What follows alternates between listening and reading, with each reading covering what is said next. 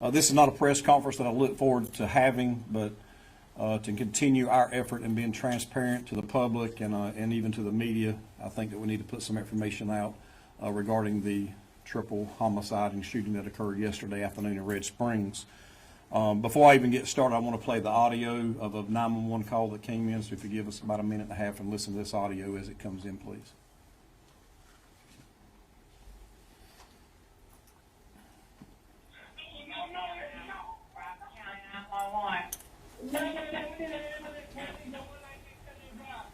What? Sir, verify the address for me again, please. And your name. What's the phone number you're calling from?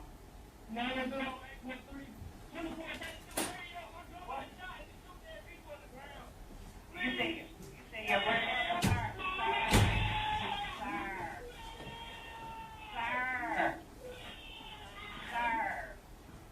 Sir, are you listening? I said, what did you say, sir? I can't hear you with the screaming. Tell me what's going on.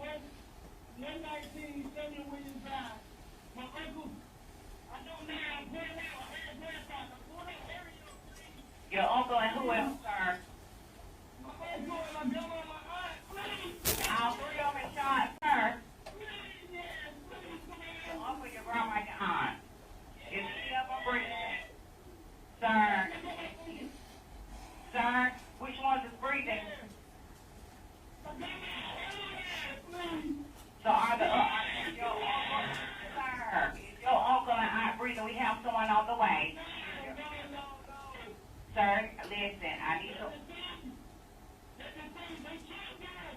Sir, are you sure they're deceased, sir? Do you know who did it, sir?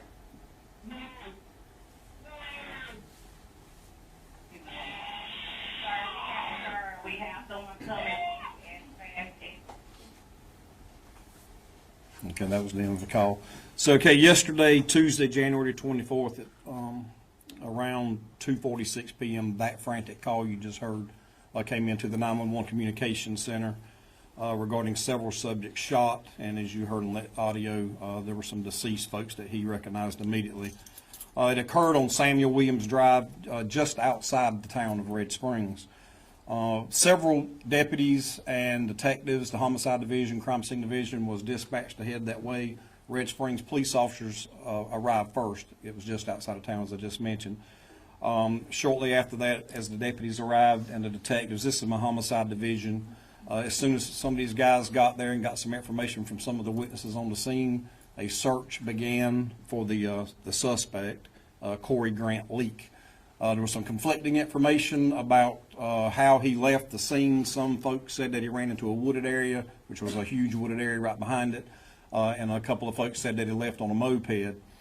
So while the detectives and the homicide crime scene and guys were on the way, we dispatched our SWAT team. I contacted the Highway Patrol and had the Highway Patrol helicopter aviation unit on the way to help us with this search. During that time period, shortly after 4 p.m. or so, we received a call from a citizen that had spotted our suspect. We had put it out on social media that we were looking for him. They had spotted him riding a moped without a helmet on Highway 71 just outside of Maxton. Shortly after that, some of our detectives spotted him in Maxton. I think he spotted them as well. He ditched his moped that he was operating at a local business there and began walking away, and they were able to surround him and arrest him without incident. He was taken into custody, brought here to the sheriff's office, was here for a pretty good while last night, and I will say that he was pretty cooperative with the entire investigation thus far. But what I want to talk about really right now is the victims in this. We had not released the victims' names until now. I know some of you had already put it out. We want to discuss these victims here, because what has happened here is we've taken away basically a family, and the shooter in this case, Corey Grant, is kin to these folks. And this lady right here is the only survivor that survived yesterday that was shot and was taken to a local hospital and we are hoping that she will recover fully. She's got a lot to go through. In the meantime, she did receive gunshot wounds, multiple gunshot wounds. All of these victims you see here received multiple gunshot wounds. Her name is Aquila Williams Biggs. She's a 71-year-old grandmother, mother, obviously, that allowed this suspect, who was, again, a relative, I think it was her cousin, to live at her home to keep him from being homeless. This is a mother that has lost 2 of her children yesterday.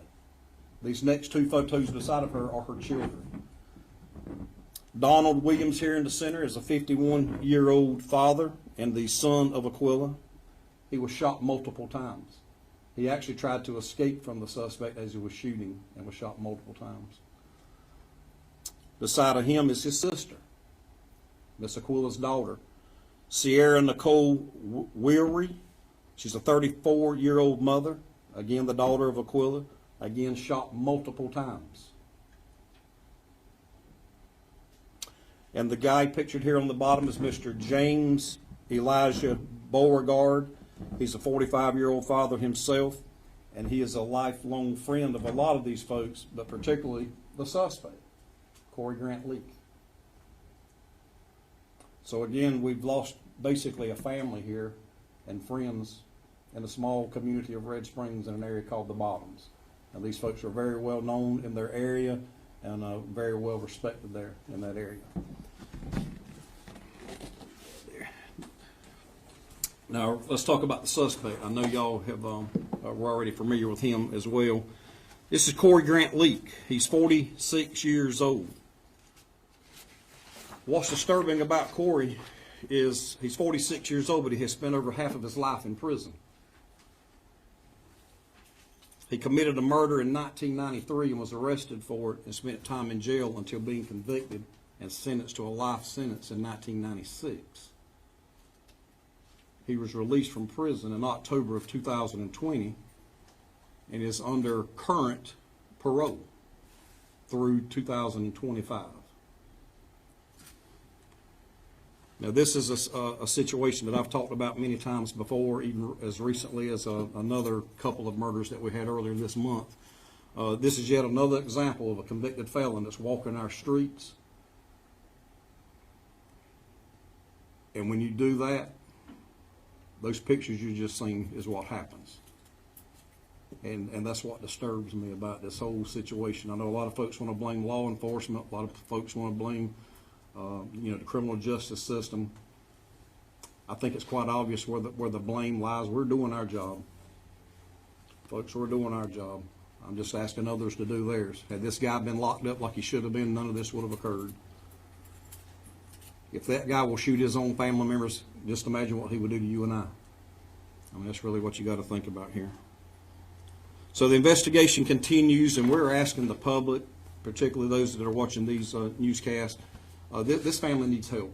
This family probably needs financial help. This family needs your thoughts and prayers. And anyone that knows this family, or you'll probably see some funds, GoFundMe type pages popping up, and all these folks need help. They're not going to be able to get through this alone. And law enforcement, we're going to stand by and do everything that we can.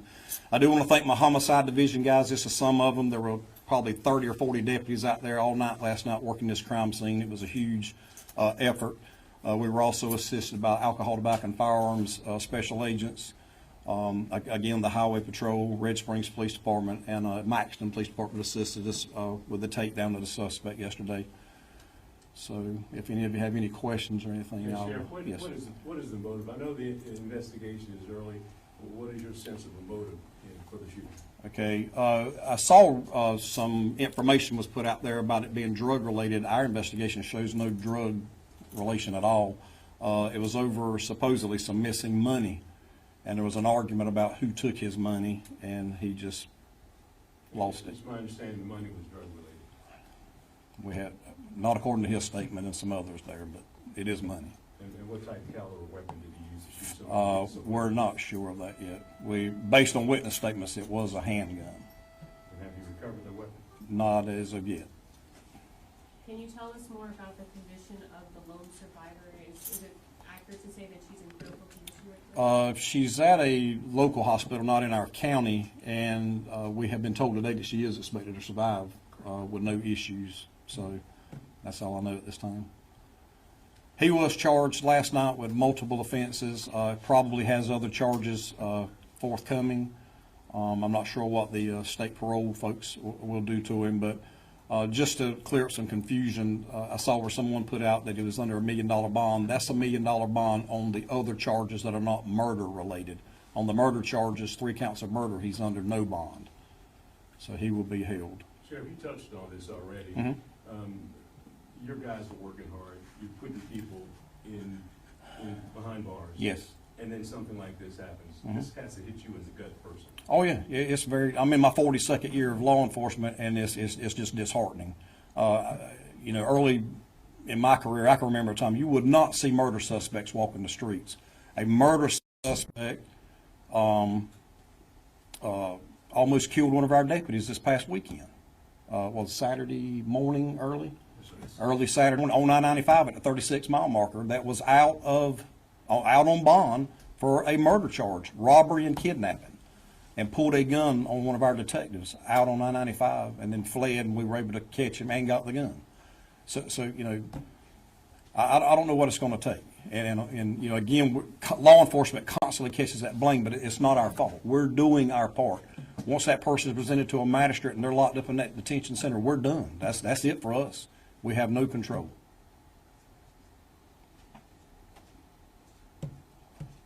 Any other questions? All right, thank you. Thank you. All right, if you are just joining us here, that was the Roberson County Sheriff there in North Carolina providing a news briefing, an update there on an investigation that is ongoing. A suspect is in custody here, but 3 people shot and killed Tuesday afternoon just outside of Red Springs. That is over in North Carolina. The man accused of the crimes was out on parole for murder. That is according to the sheriff who just spoke there. We know deputies responded just after 2:45 p.m. yesterday, where they did find 4 people shot, 3 of them dead on the scene, and a 4th victim was taken to a medical center with life-threatening injuries. However, the sheriff now saying that he has been updated and told that victim is expected to survive. We're also told the suspect has been identified as 46-year-old Corey Grant Leake, now facing several charges. I am not